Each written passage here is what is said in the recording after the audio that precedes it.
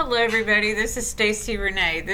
Today is Memorial Day in America. So, to all of those who gave their lives, fighting for freedom, we salute you today.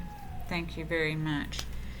So, I wanted to stay consistent though with the videos, and so today I thought I would talk about labels. Labels versus behaviors, because it's so easy to label people without a thought. But when we start knowing and claiming behaviors, those of others and those of ourselves, it gives us a whole new level of freedom, just like Pete was fought for. So a lot of times people are labeled givers and takers. Are they codependent and are they narcissist?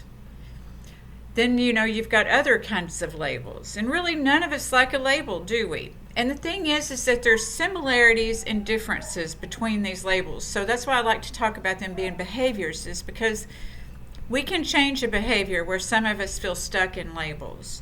We feel comfortable labeling ourselves, labeling somebody else, which really that's not our identity. The behavior means that can change. Our identities sometimes seem harder to change, right? So if you like that's our topic today, please hit the like and subscribe button below. I know for myself, I was labeled and I thought of myself as a giver. I thought of myself as generous. I thought of myself as friendly. I thought of myself as nice. I'm still nice, but I'm still friendly. But I've learned when to give and what to give and, how to gauge it. Do I have it mentally, physically, spiritually, emotionally, financially? I don't just say yes automatically. Let me see if I can find a pause, because I tried to keep that fan off in the background. Yes. Okay, so the fan is almost stopped now. I know that can be distracting. So for myself, I have labeled myself, this morning I was in a meeting, the discussion was, are we labeled as failures? I'm also, exploring codependency to a group of people. That one is something that I'm doing for free, because when we're talking about codependency, the 12 steps of codependency and all of this, anytime anyone's talking to you about step work, that needs to be free, because that's something that was freely given to us. We didn't have to. If you work the 12 steps, then no one charged you to work the 12 steps. So it's something that was given freely. So introductions. I didn't know. People kept calling me codependent. And I didn't know what it was, and I kept blowing it off because I didn't like a label. I didn't like somebody saying, oh, that's codependent. And they might have even said it was behavior, but I just heard codependent. A lot of times people get codependence mixed up because they're like, I'm not codependent, I'm independent. I give everything else away. I'm giving all of this. And sometimes when we don't know what our intention and motivation is, we're giving to feel good, but it still doesn't make us feel good when we haven't done this healing within ourselves. And that was the case with me. Was I felt good temporarily giving something away, but I never could receive until I learned to give and put into myself, if this makes sense. And I know that if somebody would have told me that 20 years ago, 30, 25 years ago, I might have been really confused. So I'm trying to say this so you're not confused, because I've learned this to be a fact now. I had to learn, and this is going to be some commonalities and differences, the same in codependency and narcissism, because after I worked on my codependency, it didn't mean that I was going to walk along and all the butterflies were going to follow me and everything was going to be fine, that I was going to get along great with people. I'd hoped that once I had arrested my addiction, that I was going to know things that I didn't know and experience things I hadn't experienced. But there's these different levels and layers that we grow. It doesn't just happen. I wish I could do that. So if you didn't know who Bewitched was, if you're too young, that's Bewitched. But I had to learn. That means erasing some of the things. I had to unlearn some things, because I thought that these identifying things were me, and I get to identify me. And this is why I do what I do on this channel, is to help you to be able to identify you. We don't have to go by what these things say. So in studying my codependency, what people say, or what we're looking for people to say about us, what we're trying to get people to say about us that we don't say to ourselves. We have to know deep down to our core we're a good person and quit trying to perform good deeds to make people like us. We have to like ourselves, and we just didn't learn how, that's all. So in working on my codependency, there were 3 basic things you may have heard me say before that I learned. I learned about expectations. Every time I wanted somebody to be doing things that I wanted them to be doing, but I hadn't expressed anything, I had to learn what was, what I wanted. It was like, did I have reasonable or unreasonable expectations? If I didn't express what I wanted somebody to do, if I tried to manipulate that and hint at it, it wasn't saying what I wanted, needed, and desired. And I had to get the courage up to do that. So I had to get this principle of courage up to be able to say that. I had to practice it because it was a learned behavior for me to learn how to manipulate people, because I didn't feel worthy enough to ask. I didn't know how to ask.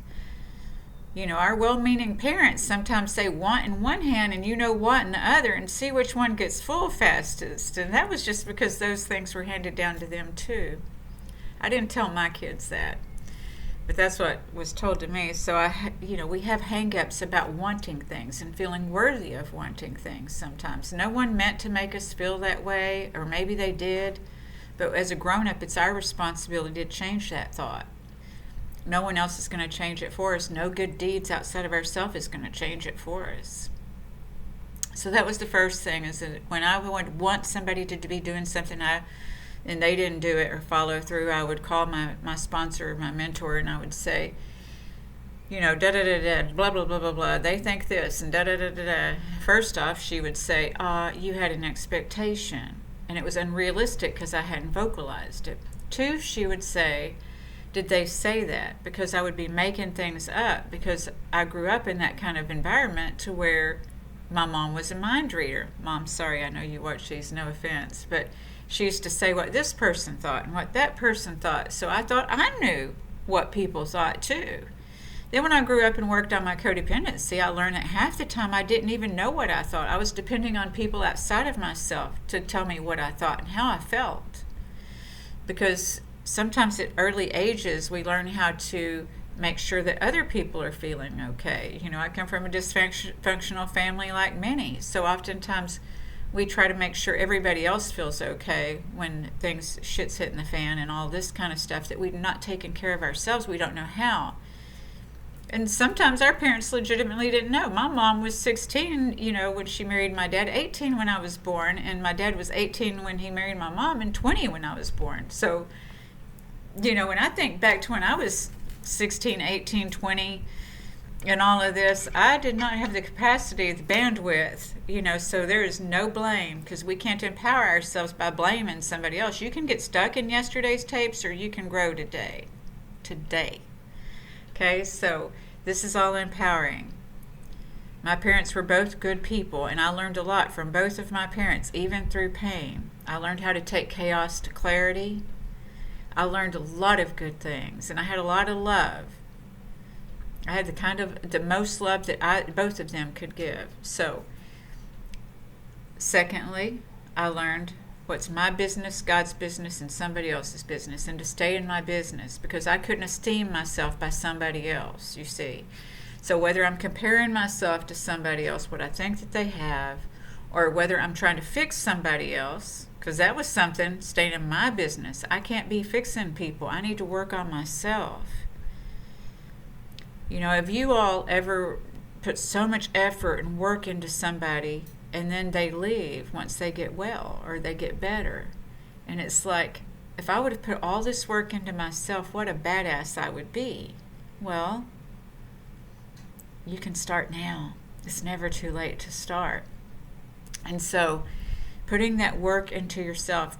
Unfortunately, codependency is very much, it's something that's we slip into. They say that addiction is cunning, baffling, and powerful. Codependency is even more cunning, baffling, and powerful, because before you know it, you get sucked into codependency because of the compassion. There's compassion, and then there's codependency. Okay? So it's being able to discern which is which. So then the third thing that I got to learn, so we've talked about what expectations were. We talked about my business, God's business, and somebody else's business. Sometimes I just need to pray for somebody. I don't have to fix them. I don't have to do anything else. I just need to pray for them. Praying for me is, there's the prayers that, of asking for what my intentions and motivations are for the day. There's also the prayers of gratitude for everything that I've gotten. And then there's also prayers where I've fallen short, where I can ask for forgiveness for me. If you're not a praying person, that's okay. Whatever you say out of your mouth is a part of what the energy that you put out. And whatever you think in your mind, they go down through your glands and everything else. So if you're feeling sick or things like that, sometimes it can just be from our thoughts. If we change our thoughts, we can change a lot. So we talked about expectations, my business, God's business, and somebody else's business. And then it's not all about me, you see. Because when somebody would behave a certain way, I have a bird, a Grinch. When somebody would behave a certain way, I would think that it was about me. If somebody, was kind of down in the day or they didn't say much to me, I would think it was about me. If somebody was, in a grumbly mood, I would think I did something wrong. If somebody was, you get the idea, right? Is that we think that it's all about us, as we want to take on their things. And maybe in childhood we learn to take on other people's feelings because there legitimately is a transference of anger, a transference of frustration from your caregivers or whoever, took care of you. They transfer this. So we think that's where we get this idea that it's all about me. So that's why we need to heal from that. That's where the healing comes in, when we hear the healing.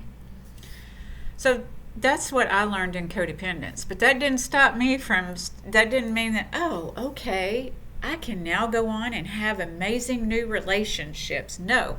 Then I got to get out in the world and practice this thing. And then guess what?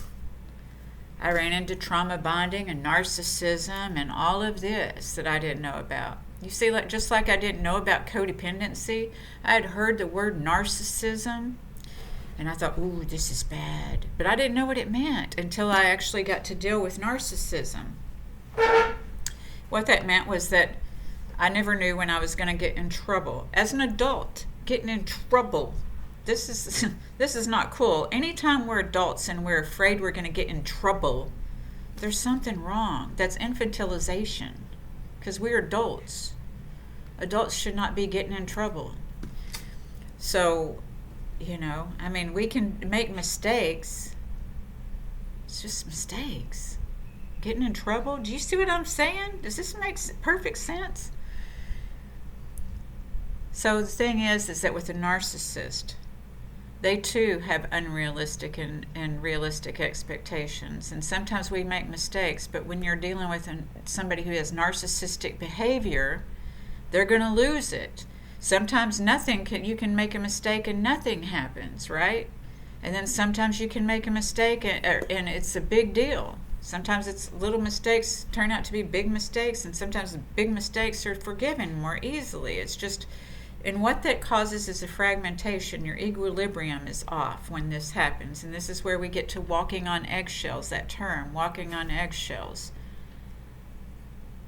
So changing that behavior. But that, again, it's the same thing as it deals with expectations, right? People with narcissistic behaviors also are known to save people. They will come in and save the day. They will be your hero and love bomb. But they too are trying to fix things for you. So it's the same thing. So are you starting to get the idea? I'm trying to just let us know that these are behaviors. Because when I'm in my addiction, I'm a narcissist too. Because I want what I want when I want it. And I have unrealistic expectations. I don't remember what I said. Because when you're dealing with somebody with narcissistic behaviors, they will tell you that you said things you didn't say, and they will say they didn't say things that they did. When they find out what you like, they will jab you. They will threaten to take it away. Sorry. They will threaten to take it away. When they find out what you like, they will jab you. Or don't like, they will jab you. You can tell I'm not going on script, right? So when they find out what you don't like, they're going to jab you with it. When they find out what you do like, they're going to pull back. This is that behavior. But it happens in codependency too, because How many of us in codependency, we may not be, overt, but the covert about and talking. So usually with codependency, I don't know about y'all, and maybe the same with narcissism too, but it'll be like, I'm not going to do this again, I'm not going to do this again. Then they come at us and they butter us up, then we do it again. Then we have resentments because we fell for it again. We feel tricked. And look, if we watch people's behavior, we learn to set boundaries, we can set a precedence. The problem with codependence is they don't know how to set boundaries. And the narcissistic behavior is, there's not boundary setting either.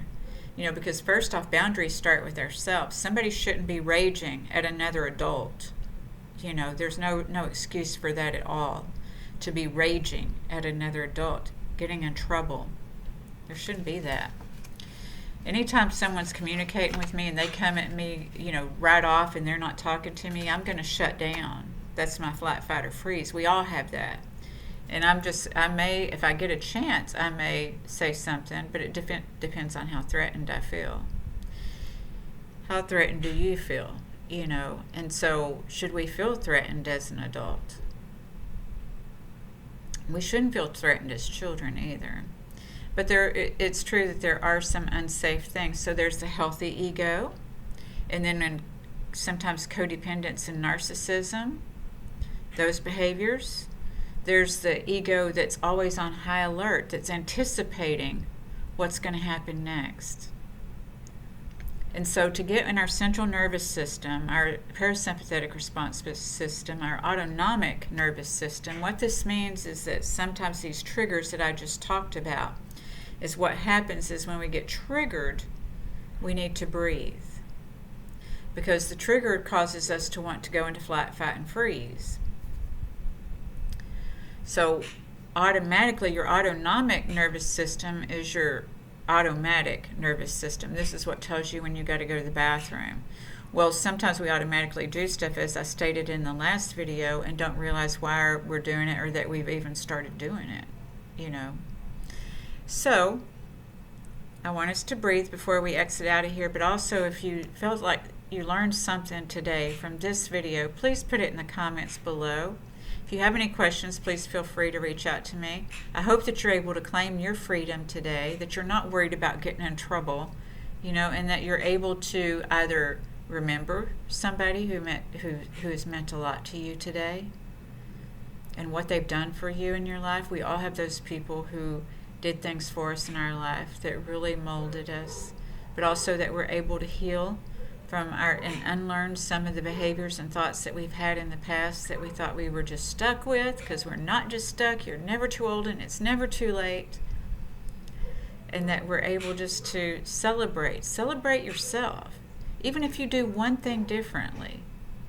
Learning how to set boundaries. Maybe the next video will go deeper into the boundaries. If you'd like that, please let me know. But if you think that this is going to help, a boundary is a loving boundary. I'm talking about this in our group right now, as we're heading into the boundaries, loving boundaries. And like I say, they start with ourselves. We have to stop ourselves before we say yes to doing something we wish we'd have said no to. That's a boundary with ourselves, that we say, I'll think about it. And then we really do think about it. Give ourselves some thought. Start with that first, okay? All right, some of you have heard this before, because I know some of you I work with, but if you haven't, I hope that it is helpful. All right? Okay, let's breathe. We're just going to do 3 right now. Okay? Ready? Let's take a deep breath in, fill up your tummy, and then hold it, and then release gently and slowly. My bird thinks I'm going to tap. This bird hates when I do the tapping. But we're just breathing. It'll be okay. Okay? Take a deep breath in. Hold it. And release.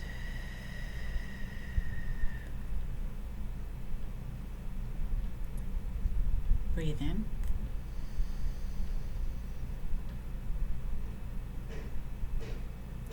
Hold it.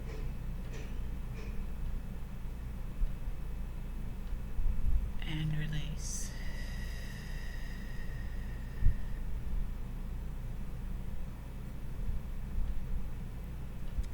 Last one. Breathe in.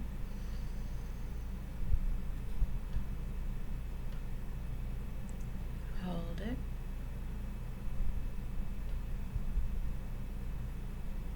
And release. Alright, thank you so much for watching today. If you have any ideas on any videos to do, please, email me, message me. And I just want to thank you so much. Have an amazing day and week. Much peace and love. Bye.